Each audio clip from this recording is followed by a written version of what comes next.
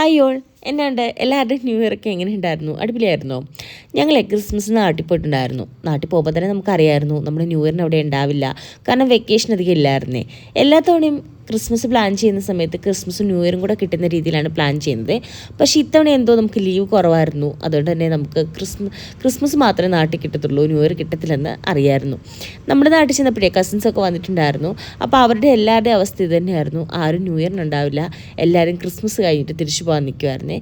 കുറച്ച് ഫേസസൊക്കെ ഇതിനകത്ത് മിസ്സിംഗ് ആണ്, കാരണം അവർക്കൊന്നും വരാൻ പറ്റിയിട്ടുണ്ടായിരുന്നില്ല. അപ്പോൾ നമ്മളെല്ലാവരും കൂടെ ചെല്ലുമ്പം എല്ലാവരും കൂടി കൂടുന്നൊരു പതിവുണ്ട് കേട്ടോ.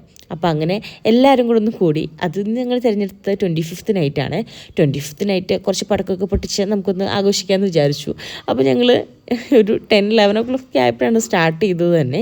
പിന്നെ കുറച്ച് പൂത്തിരിയൊക്കെ വാങ്ങിച്ച് എല്ലാവരും കൂടി, ഈ ഒരേ വട്ടമുള്ള എല്ലാവരും കൂടെ ഒരുമിച്ച് കൂടാമെന്ന് പറയത്തില്ലേ, അതുതന്നെയാണ് അവസ്ഥ. അതായത് ചെറുത് മുതൽ വലുത് വരെ എല്ലാവരും ഒരേ വൈബ്. അപ്പോൾ അടിപൊളിയല്ലേ?